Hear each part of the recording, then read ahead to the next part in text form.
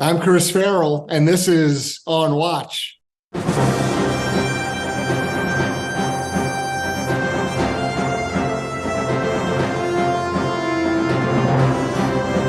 to On Watch, everybody, the Judicial Watch podcast, where we take a dive behind the headlines to cover news that the mainstream media doesn't want you to know about. We also try to recover some lost history and explain the inexplicable. We really appreciate you joining us. Please be sure to subscribe to this podcast, leave us a rating. Also, email us with your ideas, your comments on what we're covering. Give us your idea of what you'd like to have us, take a look at or interview folks. Today, we've got a real treat. We've got my friend and colleague, Andrew Doran, who's a senior research fellow with the Philos Project. Andrew happens to be in Jerusalem right now. Andrew and I have known each other for literally decades. Full disclosure, we're good friends. We're former colleagues. We're continuing to be colleagues, just in different places on the map. So welcome, Andrew, to On Watch. Thank you, Chris. It's great to be with you. Thank you so much for joining us. Andrew, you are uniquely qualified to discuss all things concerning the Middle East.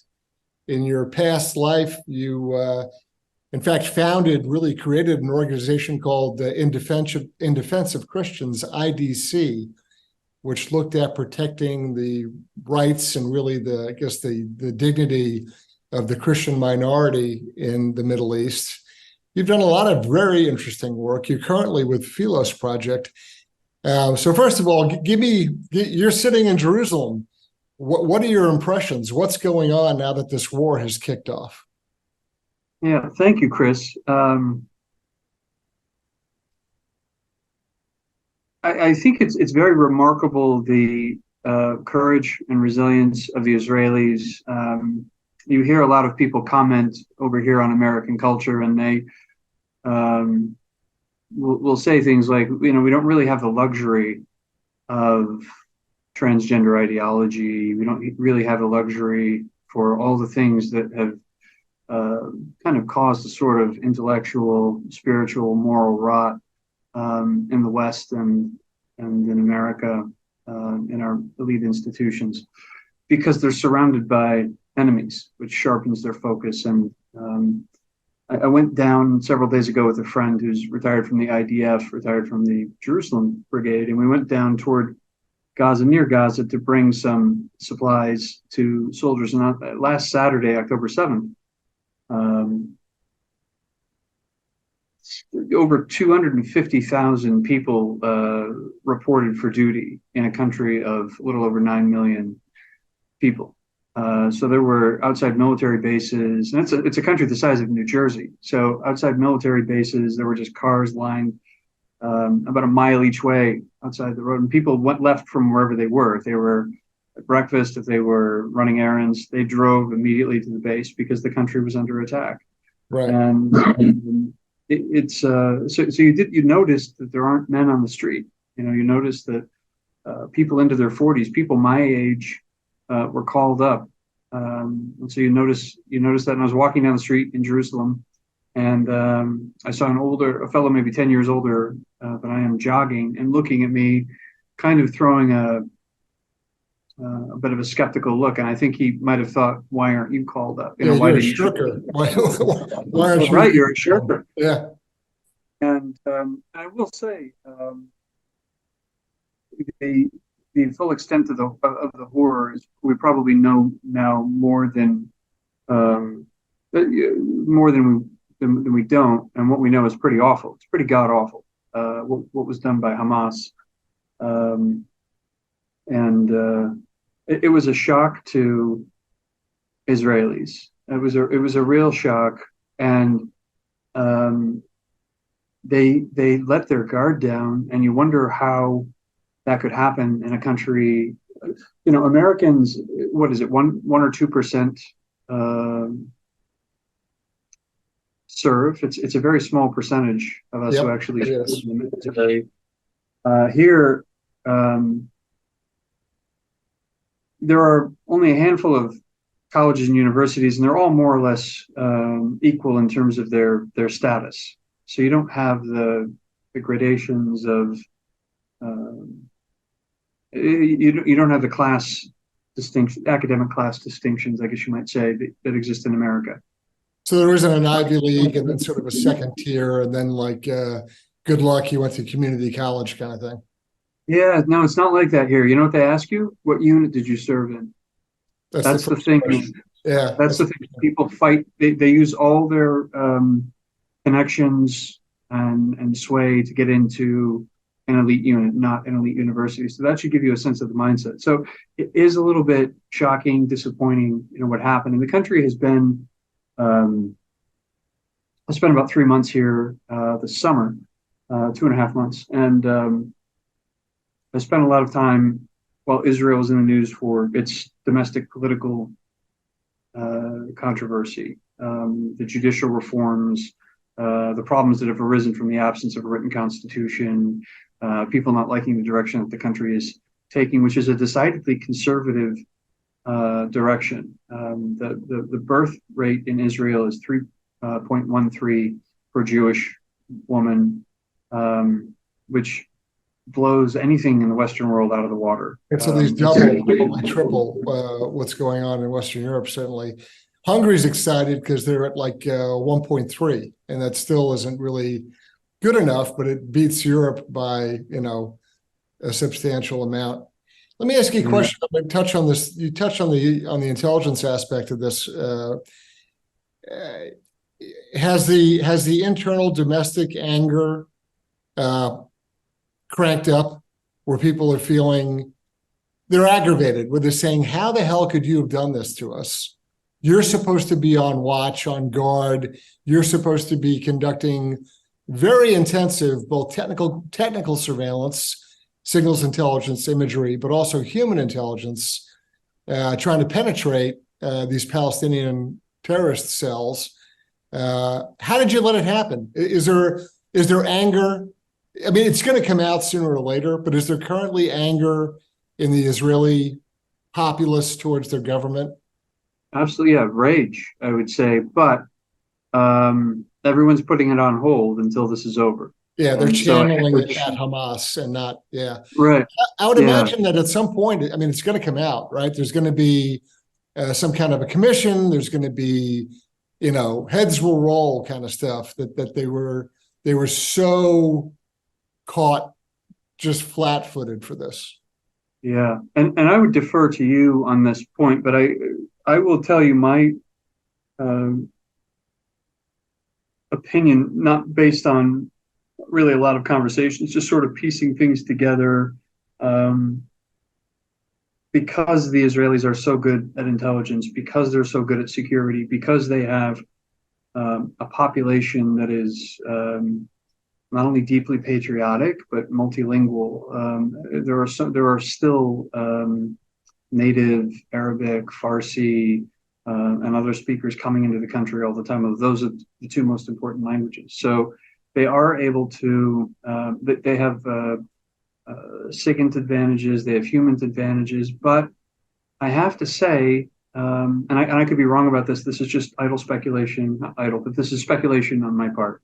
I think there was an over-reliance on that. It was a religious holiday that fell on Shabbat. Right. 2023, tensions in the West Bank have been exceedingly high for about 2 years now. How did you not think, coming up on the 50th anniversary of the Yom Kippur War, not that you needed that, there was enough. Right. I guess what I'm saying is they obviated common sense in favor of an over-reliance on their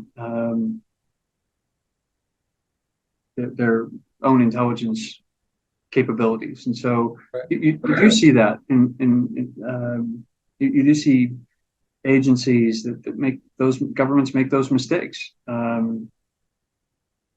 just forgetting common sense. What is the you're sitting in Jerusalem. Before we start to record, you commented that a short while ago, a couple of siren rocket or bomb alerts had gone off. What's that been like for the past week? I guess Jerusalem is obviously it's uniquely situated geographically, but have you been subjected to false alarms, real alarms? What's been the activity level in Jerusalem? Typically when the alarms go off, the rockets like there's some sort of percussion that follows. Yeah. They're not wasting. So this is how precise the Iron Dome is, and my understanding of it is that they will let if a rocket is heading toward a tree in a tree line where there are no civilians, they'll just let it go. I saw something like that out in Ein Kerem, just west of Jerusalem, on Saturday, the morning that all this started, with a view down into the valley. It's been rare that it's been several days since I've heard a rocket or impact. And as I told you at the beginning, despite the fact that I have a background as a forward observer, I don't know whether those two percussion blasts that I heard were the Iron Dome hitting the rocket, which is they have an 80% effective rate, and it's a civilian population. So I would imagine that is what happened, or whether it landed somewhere. But either way, people took to the shelter. I was on a Zoom meeting with about 15 people, and got up and opened the windows so that, glass, in the unlikely event that something happened, glass wouldn't take my eyes out. And then one of the windows went slamming shut because of the wind. So It probably scared which was scarier than the sirens and the impact. Yeah. So the Israelis are very tough people. Tel Aviv has been hit much worse. Obviously, what happened in the south is deeply traumatic. The north has been. The north has been. We can save this for a little bit later if you like. But if Hezbollah were going to go in, Saturday would have been the time, and they didn't. And so the minor kinetic activity in the north seems to be, a signal to leave Gaza alone. But the largest Israeli army in history is being mobilized, and that's a very strict negotiating position, and they outnumber Hezbollah significantly. And it's always said that Hezbollah owns Lebanon, but I don't think the Lebanese are crazy. Most of the Lebanese are crazy about the idea of going to war with Israel right now. The whole world saw what happened in South Israel, and I don't exactly know what Hamas's calculus was, but to get the Israelis to overreact, how do you overreact to those horrors? So a week ago today, I was in this panel, or at this conference. There was a pro-Israel summit hosted in Budapest, Hungary, by the Center for Fundamental Rights. I was supposed to talk about Biden Middle East policy, which I'm not sure I know what that is, but and I ended up talking more about sort of the intelligence, the military, and the psyops part of this equation. And I made a mistake. I said it was my estimation that the Israelis would have about a week, essentially, of good press. I don't mean it. That's a very coarse way of expressing it. But anyway, the Israelis would get the benefit of the doubt for about a week. And then it was going to flip, and it was going to flip decidedly to, the Israelis are busy committing war crimes, and the Gazans are suffering, and the Palestinians are victimized by, blah, blah, blah, blah. Well, I wasn't even close. I mean, I don't think it went 48 hours. I don't think Wednesday. So the conference was Monday. By Wednesday, BBC, the rest of a lot of the press were haranguing on Israel that their reaction was over the top. They exceeded their self-defense mode. And all the language. You've seen all the same reports. Isn't that astonishingly quick? I mean, I thought it was a week, but I was way wrong. It was days. Yeah. 2 days. That was it. Yeah. I would say I was a little astounded too. I'm also a little bit astounded that the Israelis, with Secretary Blinken flying all over the Middle East, and Biden saying one thing but trying to prevent a war in the north, or trying to prevent Israel from cleaning up Gaza. I was a little bit surprised that the Israelis have acceded to that so far. I think that they should. Well, I think that if you look at what happened here, in the days after 9/11, if people had said, well, it's time for restraint and clear thinking, and we don't need to go after Al Qaeda, people would have said, are you mad? And if you look at the very personal nature of the atrocities, that would have been a very charitable. That would have been a very are you mad? That would have been anyway. That's one way to express it. Yeah, right. That's right. Yeah, so I'm a little bit. I'm very surprised that our government is putting this much pressure on Israel this quickly, and I'm also surprised that given the disposition of Israelis at the moment, that Israelis have acquiesced. But I'll also say, every Israeli or Jewish friend in America I talk to, they all say things that Americans in the same situation would not say. They say, well, we have to understand, that Hamas is not all Palestinians, but we have to understand that there has to be some sort of solution here. We can't continue to have a presence in the West Bank. Okay. You wouldn't hear that from Americans. Now, that's not all Israelis. It's not all American Jewish supporters of Israel. But you hear a lot of measured thoughts that I would not. I mean, the Israelis are keenly aware of the scrutiny that they're going to suffer, right? I mean, they know exactly what's going to be reeled out against them. If they one of the things we talked about is urban combat is a nightmare. To send a ground force into a dense area like that, with even just the physical structures, let alone civilian populace, although they told them to get out, a percentage always stays. You're moving doorway to doorway, house to house.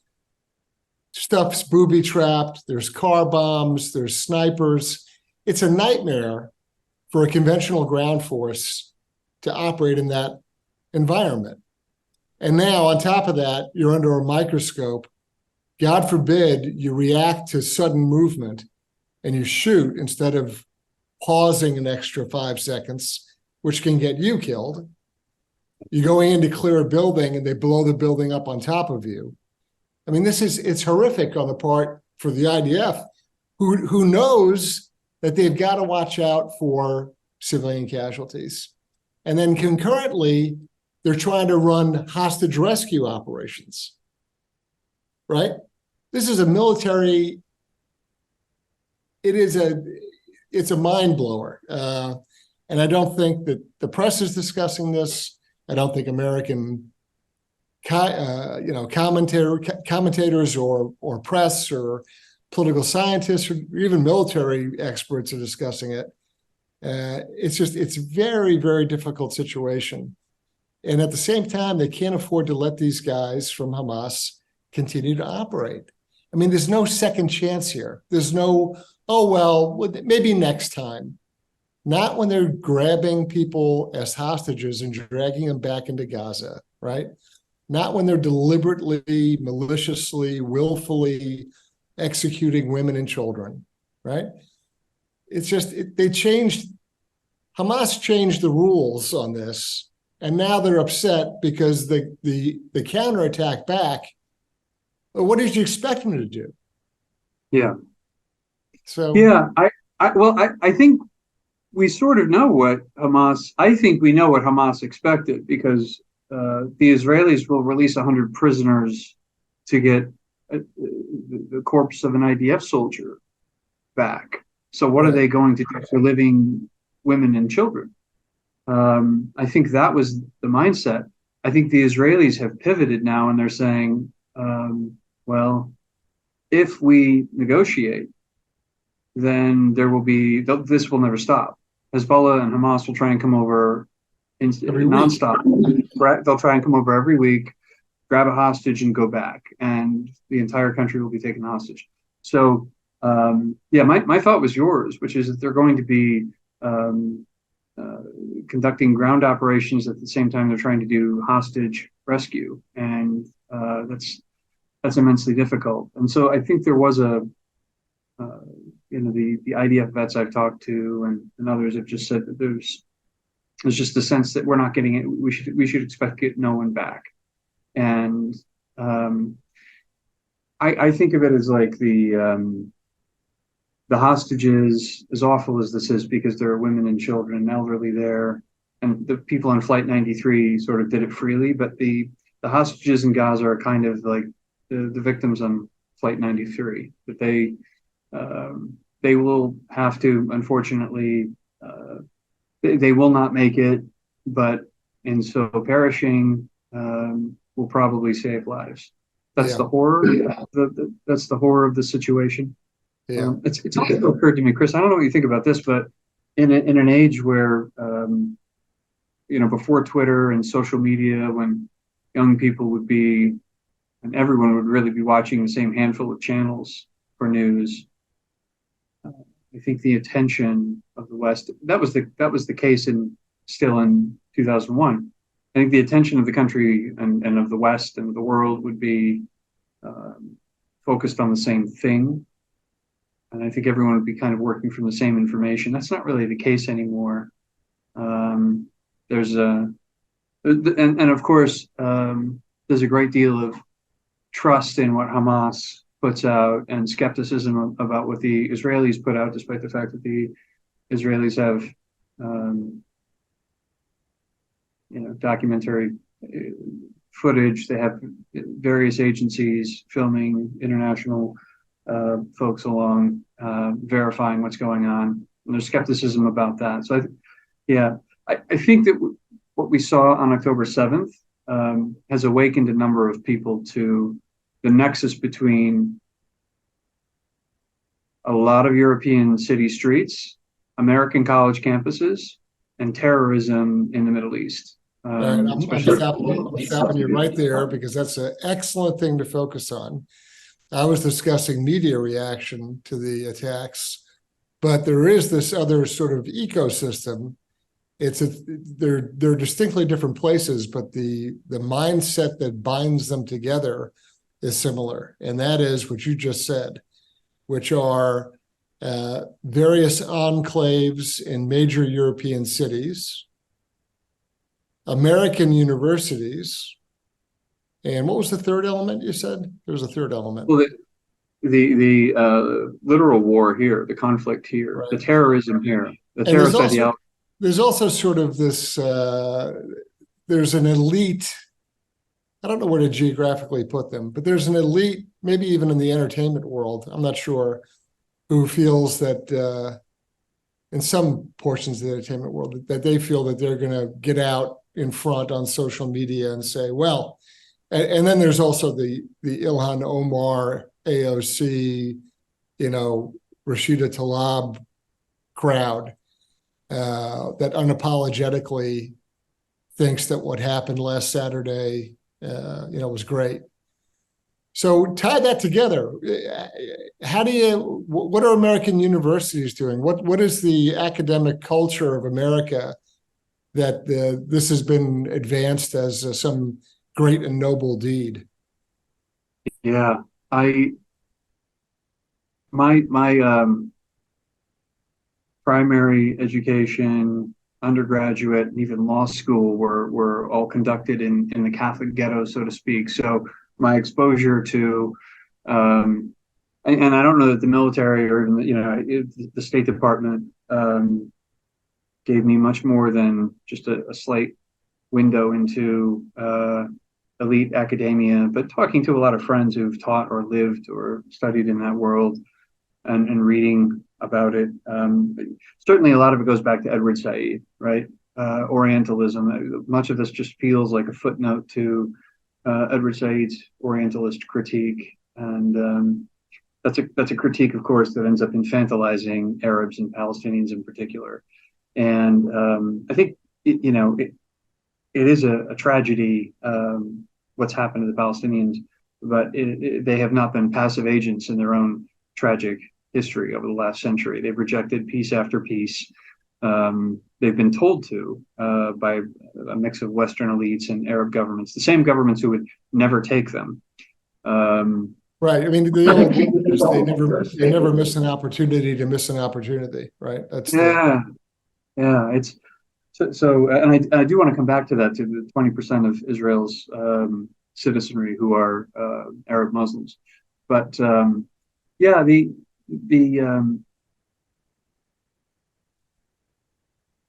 death cult of organizations like Hamas and Hezbollah, it feels like, I mean, when you get into child sacrifice, you're talking about a real pagan ethos. They are so far beyond Islam, which is why I think you've seen so many Muslims speaking out. I think a lot of people in Iran appear to have been horrified. People in Lebanon were horrified. So even these bastions of terrorist activity have been pretty keen to distance themselves, for the moment anyway, from the horrors of October 7th.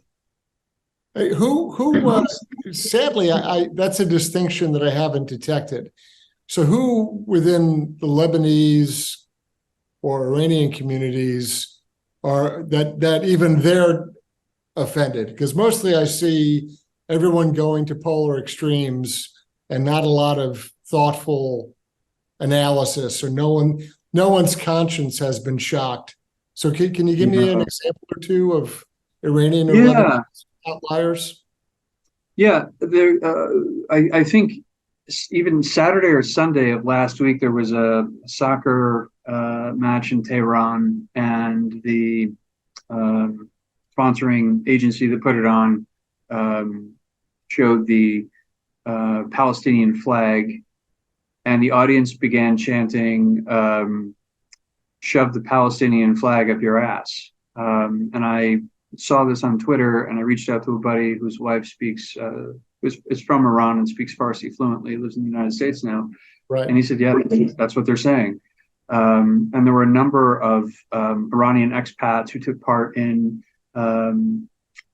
solidarity protests with Israel and the Jewish people in France and other places. So certainly, the DC area, there's a huge Iranian expat community, and it doesn't get a lot of attention, but everyone I spoke to was a Trump supporter. They were all for putting pressure on the regime. They don't like, obviously, sanctions that target civilians instead of the bad actors in the IRGC and their government, but they are very anti-regime.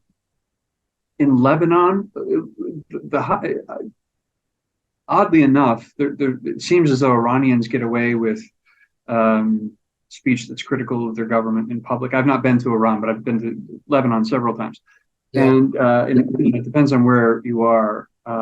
But in Lebanon's really 3 or 4 countries. It's not one country anymore. But yeah, it's one state, but barely. That's mostly a failed state. But you have Christian enclaves, Sunni, Shia, even Druze among Lebanon. So depending on where you are in Lebanon, you will hear people who are extremely critical of Hezbollah, but that's flirting with death. There was a woman yesterday or the day before who was down on the southern border with a camera crew, and she confronted Hezbollah militants on the border, and I don't quite know how that was resolved, but that was a great. There was a lot of courage. You see courage among the Lebanese, but if you're Israel, you're looking north, and the only thing you don't see that nuance. You don't see the complexity of Lebanon. All you see is a country where the national army and the government is afraid to stand up to a terrorist organization. And right. You see a state, and you see 150,000 rockets and missiles aimed your way. They could do, Hamas is kind of the B team. Hezbollah is for real. Yeah, Hezbollah, of course, has guided missiles. They actually have telemetry versus the Hamas rockets from the last century that are, shoot it over that away and let it rip. There's not a there's not a degree of precision. It's like a V1, V2 buzz bomb over London. Yes. Right?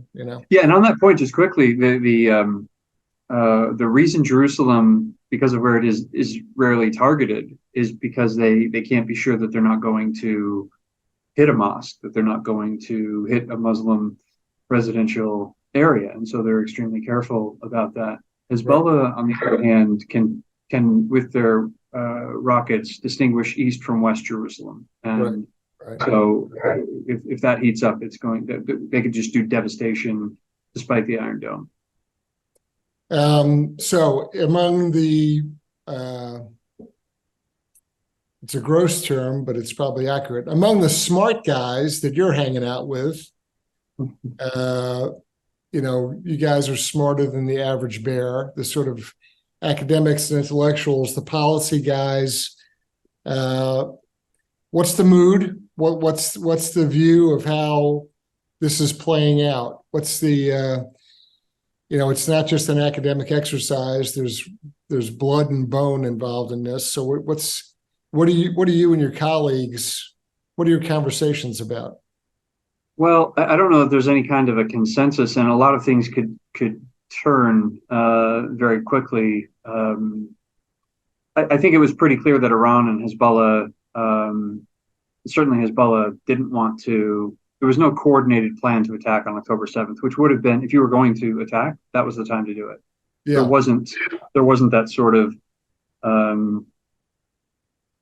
synchronization. There wasn't that sort of synchronization, which leads you, and there are reports coming out now that there were some people who kind of went for a ride along. So there were some Gazan workers. There is evidence that the victims knew some of the killers. Which means that some of the Gazan workers, day laborers who were going back and forth from Gaza, murdered the people who were giving them jobs, which is quite grisly and horrific when you think about it. Yeah. When you consider how many millions of Palestinians are employed by Israelis, and so that's going to leave a big mark. I was talking to a former State Department policy planning colleague who was also of the opinion that Iran and Hezbollah were probably shocked a little bit when they saw what was done, when they saw burned corpses, when they saw the slaughter of defenseless civilians. I think they probably understood this is going to play very badly. I'm not saying that they cared about dead Israelis. I don't think that they did for a second, and they were probably cheering, but they probably also realized, well, this is going to reflect poorly on us, and we're probably going to lose the Europeans, who are the ones who tend to be the Western Europeans, who tend to be a little bit more sympathetic. But as you say, everyone's forgotten that now. Everyone's starting to develop amnesia, even while we have live toddler hostages in Gaza. So it is. It's not clear. It's still possible that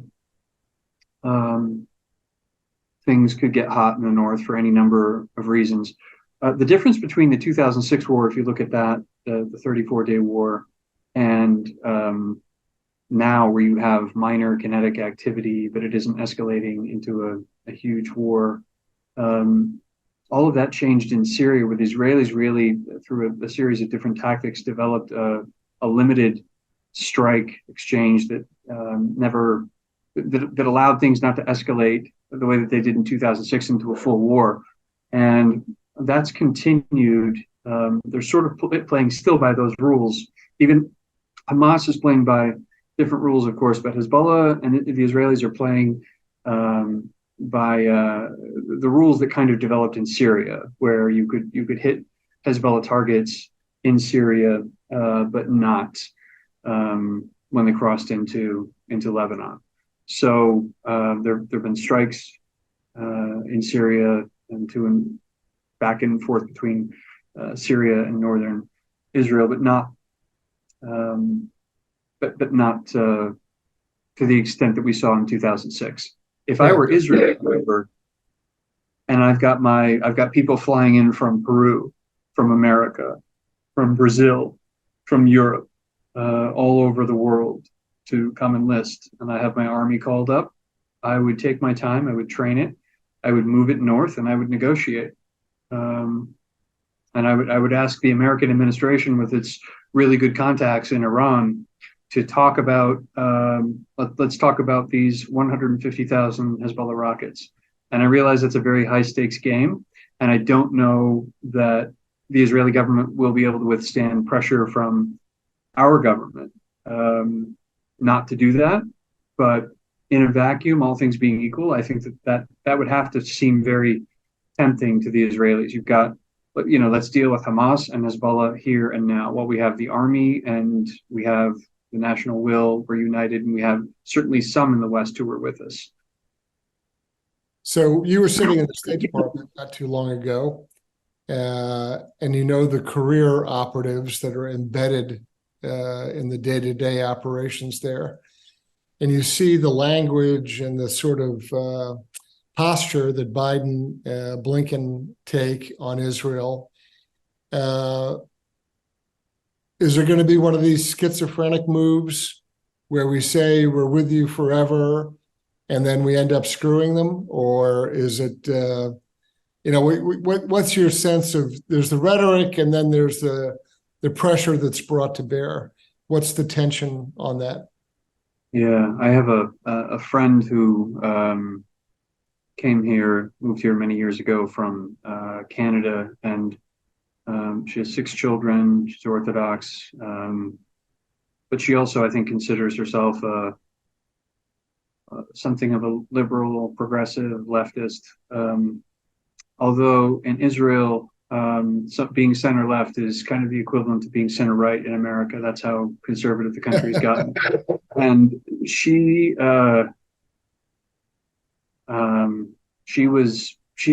one of these very idealistic people, and I really respect and admire her. A lot of integrity, but I think October 7th changed a lot of things, and she was very excited about Biden's words, and I was thinking, don't mark the words, mark the deeds. That's right. I think you're right. I think we've already started that shift. I think Blinken flying around, Blinken's shuttle diplomacy to try and stop Israel from taking obvious and natural steps to defend its interests and its people. We're trying to hamstring the Israelis, and this operation hasn't even really begun. So yeah, I mean, as soon as they bring up the law of land warfare, as soon as that is invoked, that they're pulling back on the reins as hard as they can. Yeah. We were talking about this just a little bit before we jumped on the call, and there's maybe it's a good time to talk about it now. The American-Israeli relationship is much deeper than lobby organizations or government. These are very deep ties, and it goes back a very long way. And our societies are in many ways very similarly constructed. There's a lot of affinity. There's the same sense of the primacy of liberty and personal responsibility and personal dignity. There's also a very strong civil society here. So I guess what I'm about to say is you can have daylight between the Israeli government and the U.S. government and still have two people who have a lot in common and a lot of very strong ties.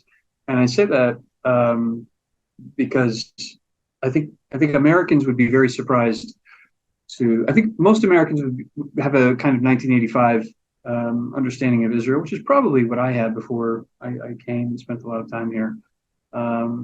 Israel is increasingly traditional, conservative, but a number of Israelis have said to me, when you reach that point of candor, they just say, look, we think, and I'm summarizing several conversations now, but we think American elites have kind of gone insane with the ideology. We're playing the long game with America. We're hopeful because of the American people, but American institutions have really gone off the deep end, and they're deeply aware of the problems of anti-Semitism on campuses, and deeply aware that anti-Zionism is rolled into a number of different ideologies, and that it's code for anti-Semitism. And so there's been a lot of, I think there's been a lot of concern over the direction that America is going. And I think Israelis understand the neighborhood that they live in. They would much rather have peace with the Gulfies. They would much rather have peace with those who are prepared to make it in the part of the in the neighborhood where they live. In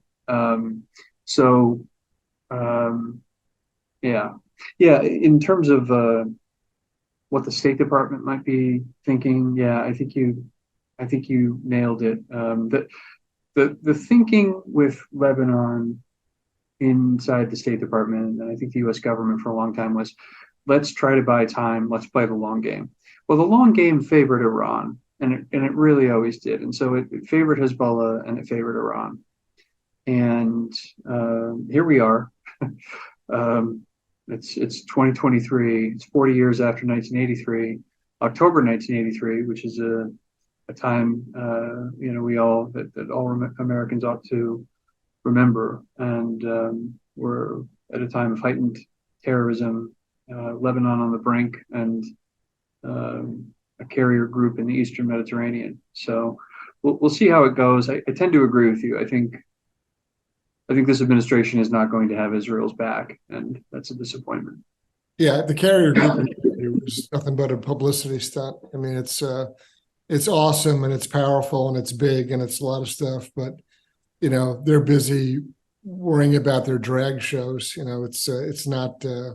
I just don't see it as being anything that's going to actually take action. It's a big distraction in large part. I want to touch on three things before we close out. So we talked about Israel's conservatism and that it's sort of growing over time.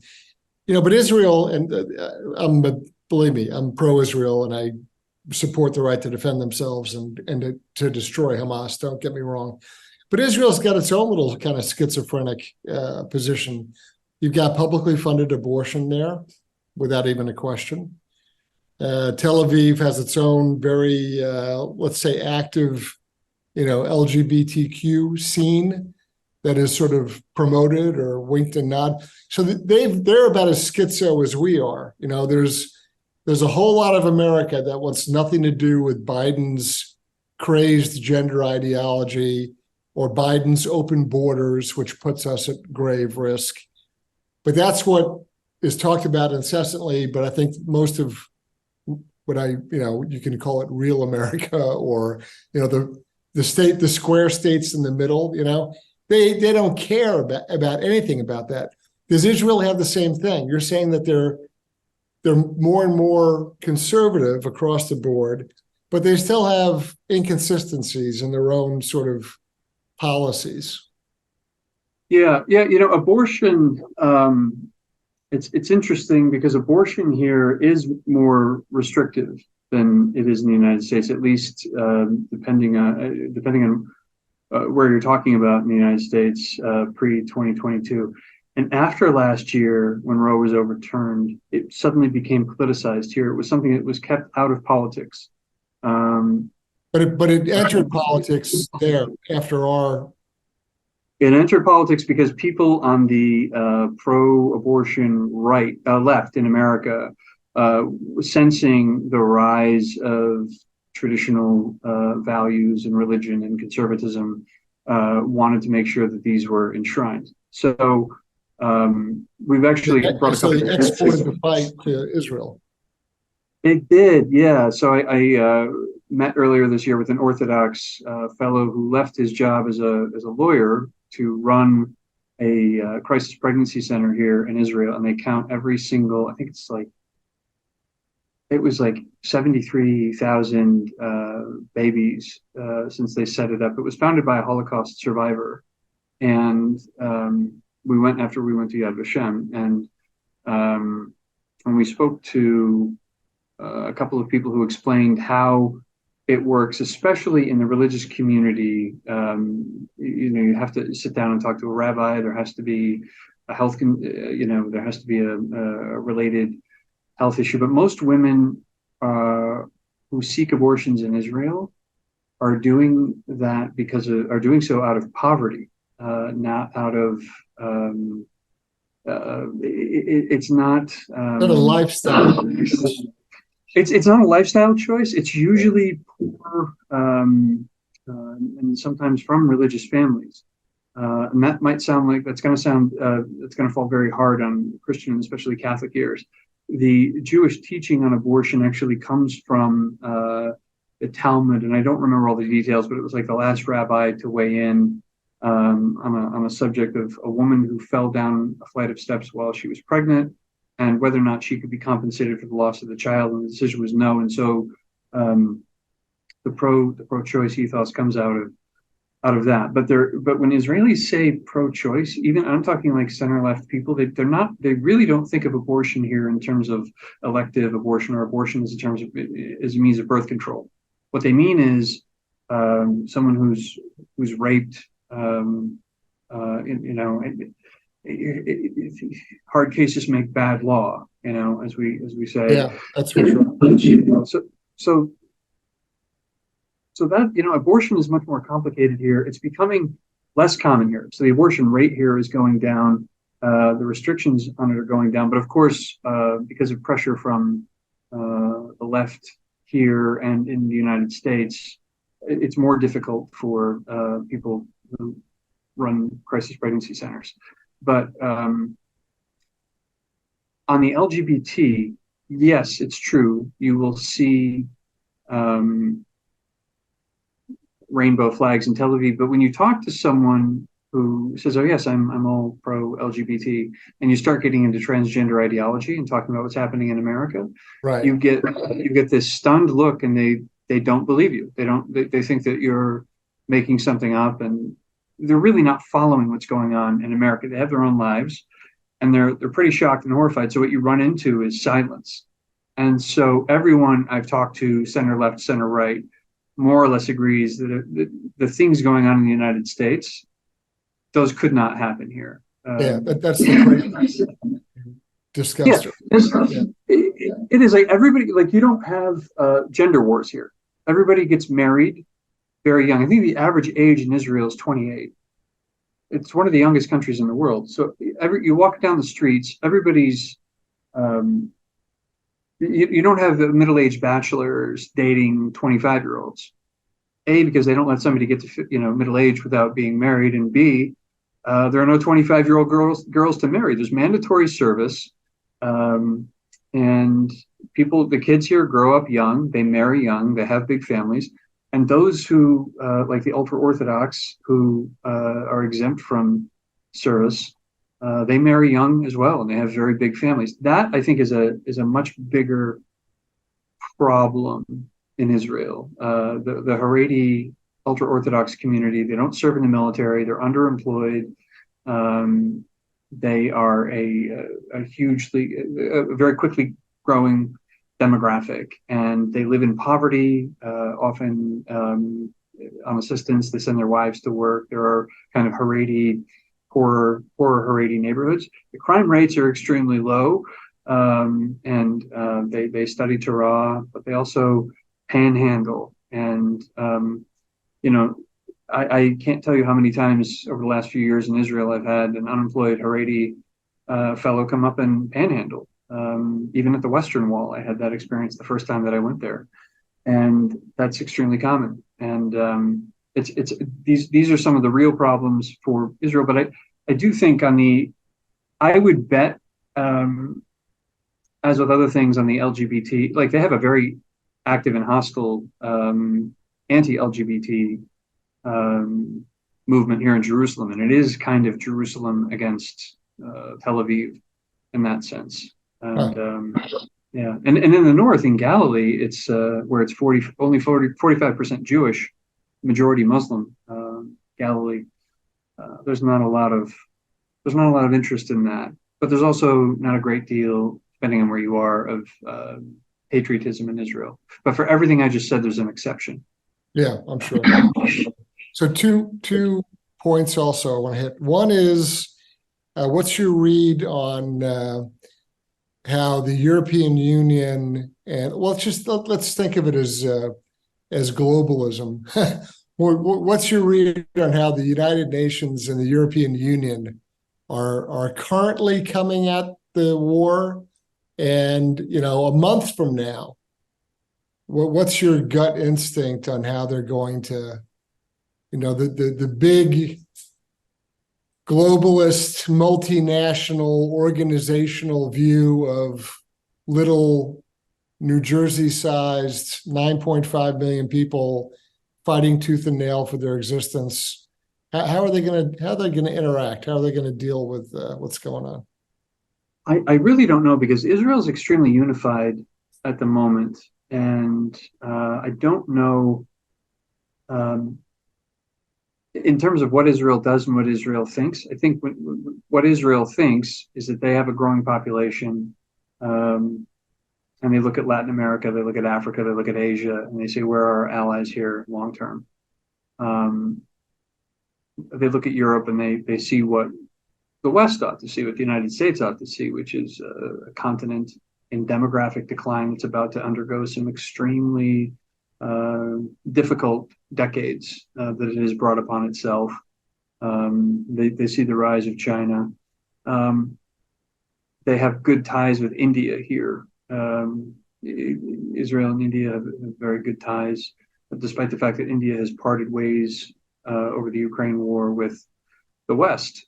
So I think there's a very close affinity, cultural affinity with America that's very different from Israel's relationship with Europe. I would hope that Israel would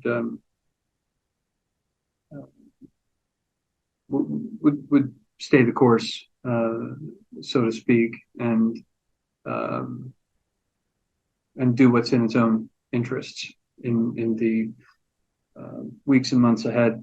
But our government will listen to the EU. Our government really cares about the EU. Our senior diplomats who want to be posted in Paris and Rome and London and Berlin, even though Europe isn't that significant, instead of seeking out posts in the Indo-Pacific region, we're really very much in the 18th and 19th century in that sense, in terms of our diplomatic priorities by region. But I think our government cares. This administration cares what the EU thinks. It cares what the UN thinks. And so we will end up, in consequence, putting a lot of pressure on Israel.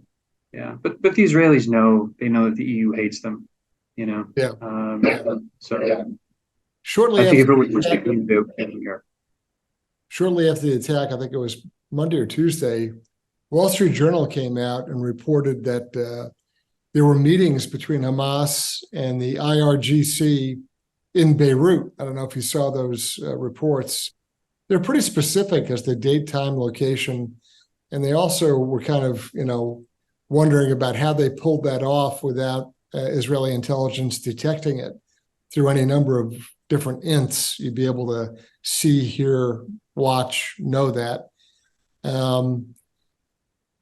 Do you buy that? Do you buy the organized, trained, funded intel logistics support Iranian connection to Hamas on this attack, or do you think otherwise? I do, but I can also imagine a scenario whereby Hamas decides, we're the upstart at the table when we're sitting down with Hezbollah and the IRGC. Let's make a statement. Let's go our own way. And they have their own agenda. And it's not all that long ago that Hamas was sort of in the ISIS corner, at least ideologically, while Hezbollah was fighting them in Syria. That's barely 10 years old. And that was a bitter fight for Hezbollah. They really took it on the chops. And ISIS was no joke. And Hezbollah is no joke. And so I think there's, again, daylight there. You have the Shia axis, and this is something of a new relationship. And I think it's not to say that Hamas isn't. I get, you can imagine a scenario whereby they would be keen to take money, training, weapons, and then sort of do whatever they want. Right. Yeah. Do you think Al-Sisi in Egypt is going to open the back door and let Gazans out through the south? No, I don't think he is. And some of his statements just in the last couple of days have been very interesting. He alluded to Egypt's once thriving Jewish minority. And that's not something you hear Arab leaders discuss very often. He's made strong statements in the past about the dangers of militant or extreme Islamism. Now he's talking about the now extinct Jewish communities of Alexandria and Cairo. I don't think any Arab leader is keen. They know very well the history in Jordan, the history in Lebanon.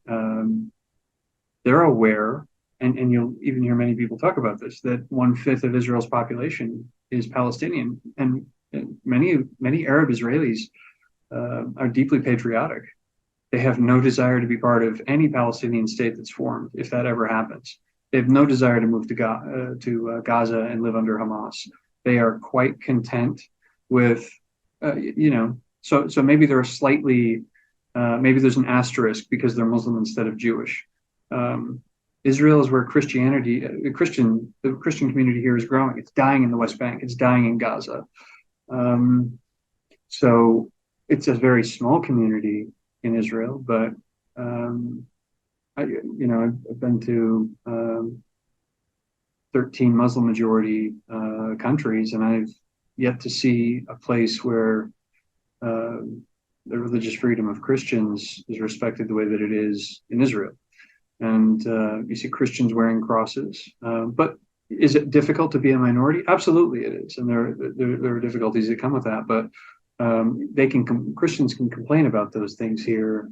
You may not complain if you're a Christian under Hamas, or if you're a Christian even in the West Bank. They're kind of hostage in those situations. So the PA is and Hamas are both very pleased to say, look at our Christian minority, because that looks good. The optics of that look good. Right. You don't see the Israelis doing that because they understand that it's sort of a form of dangling dimitude, and it's pretty offensive. They've been there, but that said, it's such a small community that they also don't really care. They just don't really take notice. Of course, you have equal rights, and that's it. Andrew, before we close out, I want to give you the last word. Tell us about what you're working on, maybe with the Philos Project, or what your last impressions or last ideas that come to mind before we close out this episode of On Watch. Yeah, thanks very much, Chris, and thanks for having me. It's great to see you. And the Philos Project, of course, has been extremely engaged with everything that's happened over the past couple of weeks. When we bring one of the things that I really liked about this organization, it was founded at the same time IDC was founded in 2014, and Robert Nicholson, a friend of mine, founded Philos, and we were both in this space where we thought there's something wrong about the traditional narratives of Middle East Christians.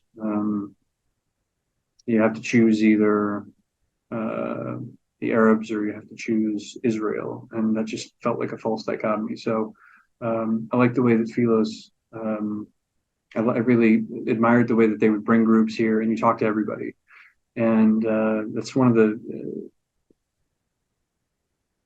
the most common critiques that we get, which is, we go to the West Bank, we talk to Muslims, we talk to Jews, we talk to Christians, we talk to Druze, and get inputs feedback from all sides. So those trips are obviously going to be halted for a while. There is a conference actually that we're putting on next week, so I can figure out a way to get back without my flight being canceled. I've had 2 canceled already. I will be at this conference at Franciscan University on Nostra Aetate and Catholic Jewish relations, we're launching a coalition against anti-Semitism. The Felis Project has also been doing a lot of work in Armenia in recent months, bringing policymakers over there a couple of trips prior to the annexation of Artsakh. So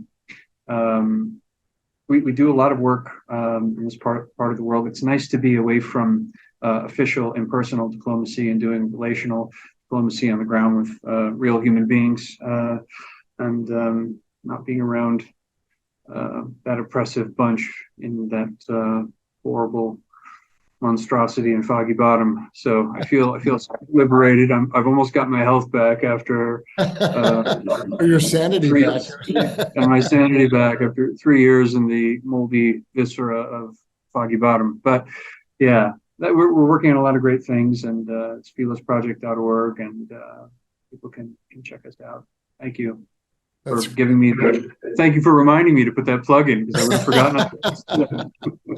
Andrew, do you do any kind of social media? Are you out there tweeting or Xing or anything like that?